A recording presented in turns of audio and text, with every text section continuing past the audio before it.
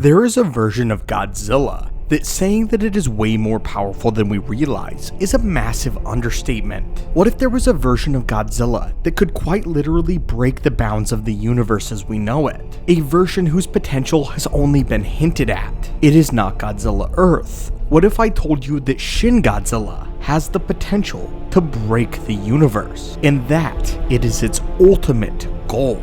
In extended lore, Godzilla and his rogues gallery of monsters are oftentimes much more powerful than their MonsterVerse counterparts, especially the more extreme examples. While the MonsterVerse thus far has mostly remained confined to an exaggerated version of reality, complete with evolutionary principles and scientific laws, the original source material has a history of getting much more expansive, with intelligent extraterrestrial life, alternate dimensions, and mind control playing major roles in the former Godzilla storylines. And with this, much more exaggerated variables thrown at our favorite king of the monsters. One version with the capacity to break out of its universe. So today, Heralds of the Titans, let's discuss the evolution of Shin Godzilla. Go through not just the 5 forms that we see in the Toho film, but also the scrap plans for Form 6, 7, and 8. Shin Godzilla's origins differ from that of his original depiction, and is a sort of blend between the original story of the MonsterVerse version. The prevailing theory in this universe is that Godzilla was already a highly evolved ancient organism, akin to something like a megalodon or an aquatic dinosaur. Rather than remaining like this, however, he came into contact with the radioactive waste that polluted the coastline of Japan in the late 1950s, and this radiation mutated an already gigantic force of nature into something far more dangerous. The first form of this iconic kaiju, which is actually much more primitive than even the baseline form that we see in most depictions of Godzilla. His first form is highly aquatic, and has not yet been acclimated to walking on land. This is the closest form of Godzilla before he was exposed to the radioactive material, being more of an aquatic organism. This is the blueprint from which the rest of Godzilla would eventually evolve, and although it bears a resemblance to Godzilla, this is far from a developed form.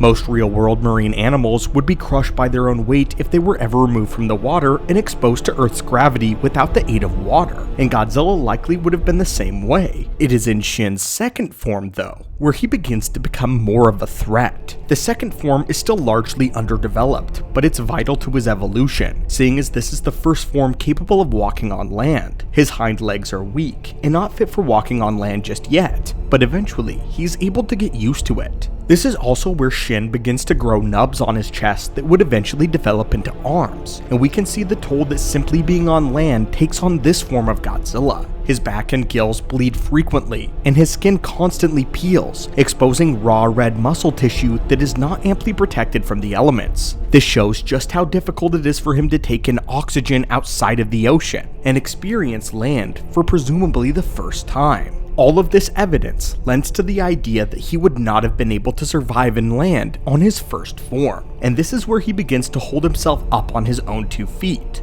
both literally and figuratively. His third form is where we finally begin to recognize Godzilla as we know him. By this point, his legs had grown sturdy and strong, his dorsal plates had evolved to be much more protective against land-based elements, and his arms have now fully developed. Occasionally, when under severe stress, he would revert to the slithing around nature of the second form, retreating back into the ocean, which is interesting, seeing as his third form had evolved beyond the need for gills, and his gills were actually no longer present in this evolved form. This demonstrates that by this point, Godzilla has fully evolved to being on land, although walking on 2 feet still proved to be a bit more difficult, especially when he attempted to run or overexerted himself. It's also the first form where we get to see traces of energy coursing beneath Shin's skin. This suggests that these evolutions are drawing upon his radiation to evolve. This is where he becomes a force of nature capable of traversing both land and sea, and his fourth form is the prime example of what most people think of when they hear of Godzilla. His dorsal plates have bled from a bright orange to an inky black that we've come to associate with Shin. His atomic breath has now reached maturity,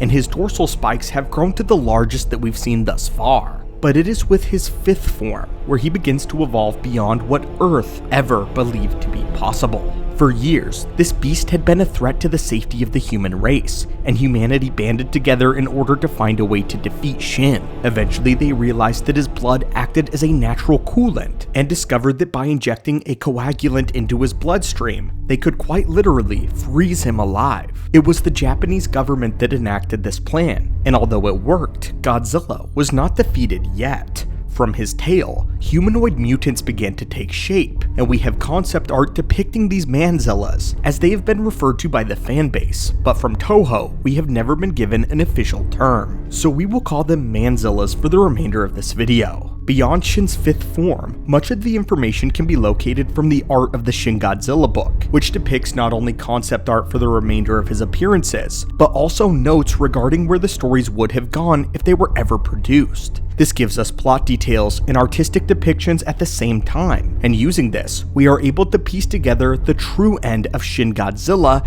and his ultimate power. The 5th version of Godzilla, according to the concept art which was never fully developed, would have been capable of spawning his own minions and Manzillas, and dividing himself into smaller forms. We never got to see a full breakdown of what these Manzillas would have truly been capable of, but we do have access to breakdowns of Shin's 6th, 7th, and 8th forms. His 6th form is a bit ambiguous, but the concept art depicts a massive clump of cells that seem to be able to divide from Godzilla. This suggests that he may have been able to multiply, as evidenced by his army of Manzillas. What's important about this form, though, is that his current version would essentially be able to liquefy into an amorphous mass, one which could reform and shapeshift into any design that he chose. Some of the concept art shows wings, but we want to talk about the images of Shin infecting the Earth, literally consuming the planet.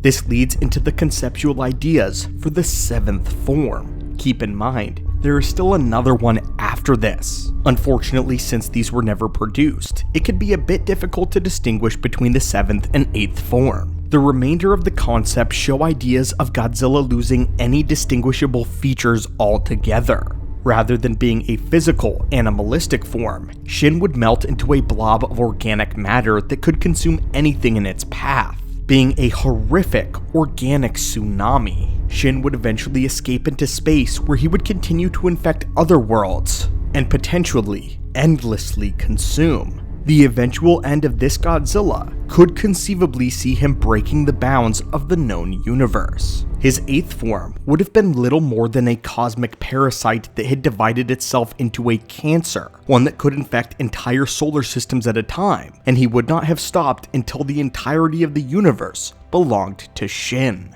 It's been noted that the ending of the series would have shown Shin experiencing heat death. Heat death is an astrophysics term which is used to describe the end of the universe. Simply put, the universe expands, it generates and uses energy to do this. But one day, billions upon billions of years in the future, it would run out of energy. Stars will cease to exist as they are all snuffed out and none remain.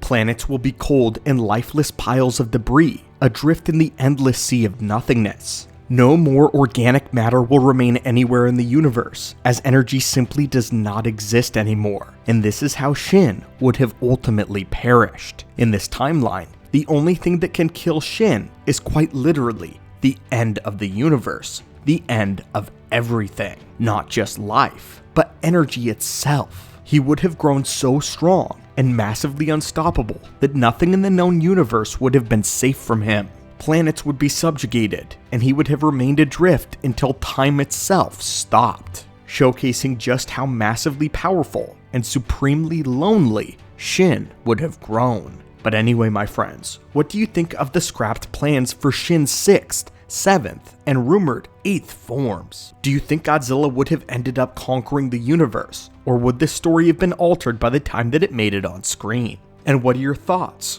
on the horrific Shin Godzilla? If you've been enjoying the kaiju content, it would help us out a great deal if you could smash that subscribe button and like button, and we'll hopefully see you in another video soon.